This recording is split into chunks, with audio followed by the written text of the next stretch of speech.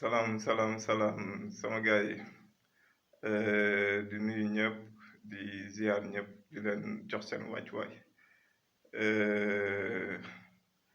gëj nañ déggante fan yi yëpp mais newoon ci yitte rek xawoon jàpp ko mais ñu ngi leen ziar bu wér a wér a wér a wér di leen jox seen wàccuwaay encore une fois rawatina sama gars yi nga xam ne kenn du ñoom diaspora bi di leen jaajëfal bu baax a baax a baax a baax di leen wax ngeen gën a jàpp rek ndax fi ngeen teg seen tànk foofu la tey may ñëw ci loo xam ne sax ni mu gën a concerné mooy opposition bi nga xam ne seen taxawaay dafa des trop dafa des trop par rapport taxawaay bu opposition war a am ci réew ñu gis jamono yi Ablaye Wade taxawaay bu opposition bi amoon mu nekk taxawaay bu dëgër taxawaay bu am solo taxawaay boo xam ne taxawaay góor yàlla dëgg la taxawaay boobu noonu lañ gisul ci opposition bii nii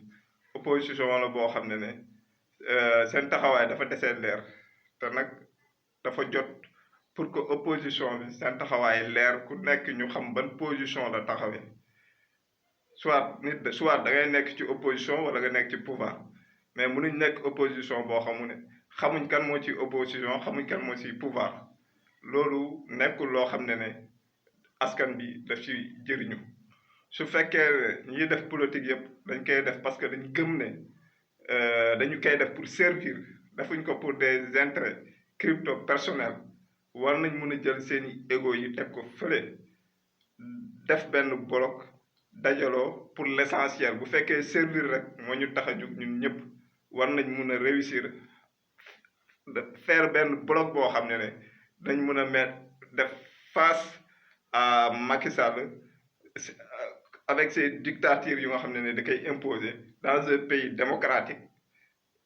loolu pour mu mën a nekk il faut que opposition bi dëgëral taxawaayam mu nekk taxawaay bu dëgër taxawaay bu leer ci ñëpp ku nekk teg jël say intérêt crypto personnel teg ko fële ñu dajaloo vers l'essentiel c'est de quoi c'est de défendre le pays servir le pays loolu ñëpp ñoo ci war a daje Sénégal dafa toll ci benn étape bu am solo te lu ne xaj na ci ñuy wax moo xam kilifa diine yi la moo xam ñëpp ñu wax ak Macky Sall ne ko lépp lu xew ci réew mi il est responsable parce que mënuñ ko dénk réew mu nekk yaakaar ne day def dictature def lu ko neex ba pare muy jàll su yaakaaree loolu mu ngi nax boppam ëllëg lépp lu mën a xew ci réew mi c'est Macky Sall qui est responsable parce que mu ngi jalgati ay àq yelleefu ay nit exilé na fi Karim Wade kenn waxul tëj fi Karim Wade ci ay tappale Khalifa Sall ci ay tappale nangu mairie Dakar ci ay tappale kenn waxul muy continuer gis nañ lu mu fi liñ fi loolu sax dossier Sonko gis nañ ko affaire justice la dinañ ci ñëwaat après mais li ma bëgg a wax opposition bi mooy instant bii nii Sénégal dafa toll ci benn tournant boo xam ne kenn waru ko raté mooy que Macky Sall teg na ay complot am ak ay plan pour que législative yi nii ñu jëm mu mën ko jalgati en faisant quoi mooy liste Yewwi Askan bi mu bloqué à Dakar xam na ne Dakar presque 7 députés ñoo fi nekk te 7 députés yooyu noonu su ko Yewwi Askan bi gagné Yewwi Askan bi dinañu am 112 députés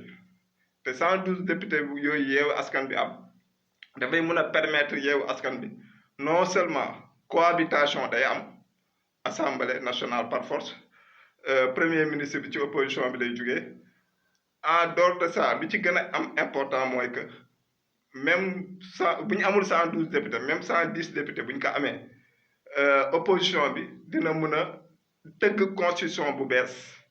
ba nga xam ne après Macky Sall moom doon président moom mooy foofu lay yem léegi moom Macky Sall loolu la calculer moom teg ay plan ba nga xam ne day am maximum 110 députés yu koy permettre moom Macky Sall su ko amee non seulement cohabitation du am ba pare moom Macky Sall dafa complot ak France pour tëgg benn constitution bu bees boo xam ne daf koy mun a permettre moom Macky Sall dootuñu waxati sax ay troisième mandat mais beneen mandat bu bees lay def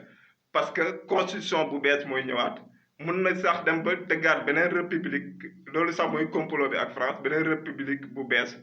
boo xam ne soi-disant république sénégalaise lay doon mais république sénégalaise lay doon rek ci tur ba tey France mooy coiffé waat loolu yëpp ci complot boobu noonu la Macky Sall nekk ak France ak Macron di ci liggéey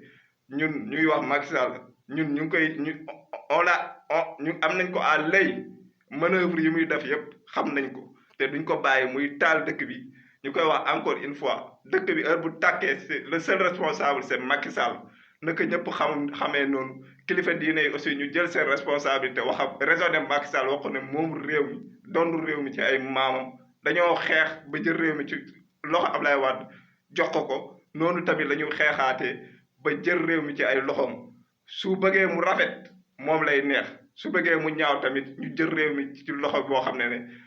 ci ñaaw lay doon te boobaa dina xam ne réew mi ñu ko joxoon doon ko ci ay maamam may wax encore une fois jeunesse bi buñ bëggee régler le problème de troisième mandat pour régler ko ci législatif yi lañ koy régler ko ci législatif yi mooy la de opposition bi nañ def bloc jël seen égo yi teg ko fële def bloc ñu imposer Macky Sall rapport de force ndax Macky Sall nekkul ku ñuy raisonner Macky Sall lu mu xam mooy rapport de force tegal ko rapport de force bu dëgër ba mu xam ne réew mi sumu waay ay jàmbaara fi nekk mu jël réew mi teg ko ci yoon organiser ay élections yu jaar yoon ñu war a bokk ñëpp bokk ñu seet ku sénégalais yi ñooy choisir képp koo xam ne sénégalais yi yaa leen doy ñu voté la seen carte en plus de ça ñu ngi koy waxaat moom Macky Sall ñu ngi koy interpellé waat encore une fois y a plus de presque 2 millions primo votants yi mu bloqué seen carte électeur te teg ko ci ay tappale kese primo votant yooyu ñu koy wax dañ jox seen carte par force bu leen joxul seen carte primo votant yooyu dinañ wàcc ci mbedd mi jàkkaarloo moom ñu jox leen seen carte électeur par force parce que c'est l'argent du contribuable moom lañ jël fay ci ay carte électeur donc ils ont droit à des cartes électeurs na bàyyi tappaleem yooyu jox ñii seen carte électeurs yi sama gars yi lii tey kii bu ndaw bu ma leen doon jox la rek mais ñu ngi ci liggéey bi pour servir notre pays pour défendre notre patrie la résistance africaine continue ñuy wax Macky Sall à la actu dinañ jàkkaarloo moom ba mu saf sap xamal ko ne réew mi santul Sall maa ngi nuyu ñëpp di sant ñëpp ba fan yi incha allah jaa ngeen jëf